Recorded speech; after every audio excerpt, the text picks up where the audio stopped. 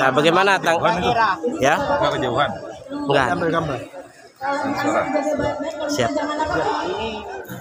Ya, jadi saat ini kita berada di atas kapal yang baru dibangun dibuat oleh masyarakat Desa Sangiang.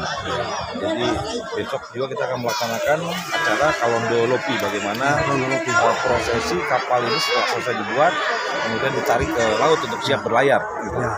Jadi sebenarnya bukan permasalahan kapal atau mana, karena memang pembuatan kapal ini salah satu profesi atau keahlian yang dimiliki oleh masyarakat Desa Sangiang.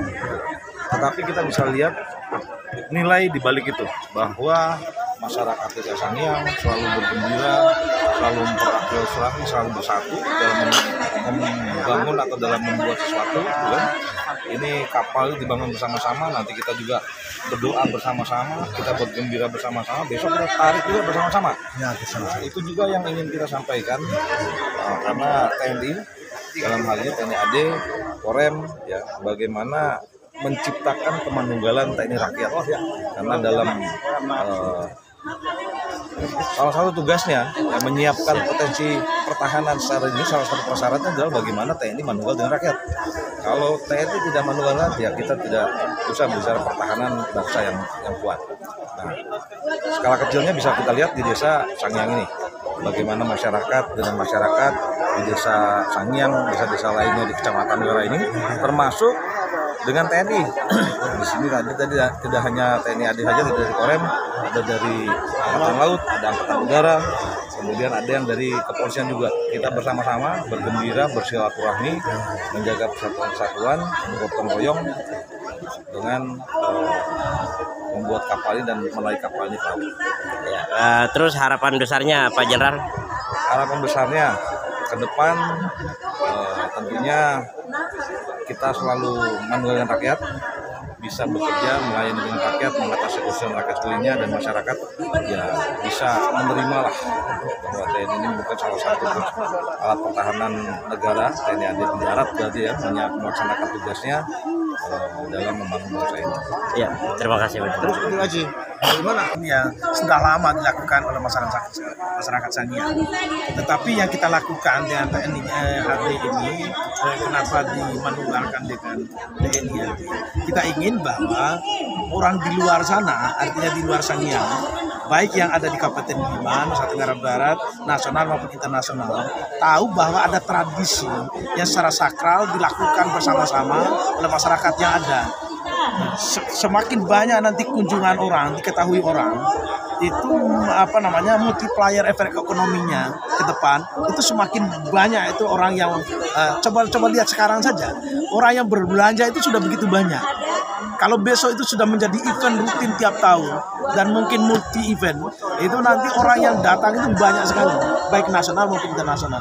Khusus untuk perahu ini, semoga ya perahu yang sudah dijalankan ini menjadi contoh ke depan, dan setiap penurunan kapal berikutnya itu dibuatkan event.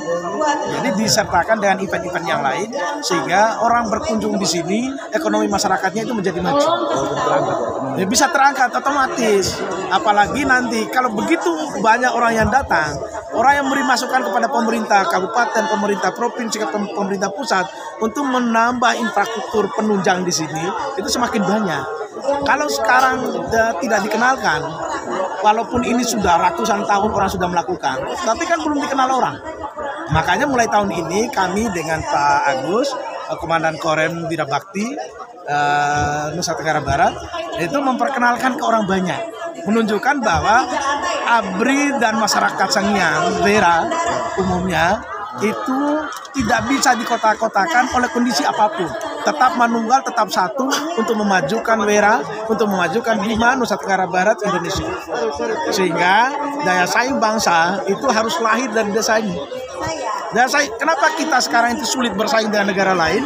Karena kemandirian ekonomi di desa itu tidak semakin baik. Tapi dengan sekarang ini, kalau ini dilakukan terus-menerus, kemandirian ekonomi itu menjadi tolak ukur daripada daya saing bangsa menjadi kuat. Ya, dalam acara kegiatan Kalondo Kapal ini dari instansi mana saja yang turut menghadiri selain daripada TNI Polri? Oke, jadi Kemenparekraf, ya, Kementerian Pariwisata dan Ekonomi Kreatif, Dinas Dinas Pariwisata Kabupaten, Dinas Perhubungan, Dinas Pariwisata Kota, Provinsi, lalu kemudian dari lembaga lain ada sponsornya yang paling banyak itu adalah BRI, ada Moratelindo, kemudian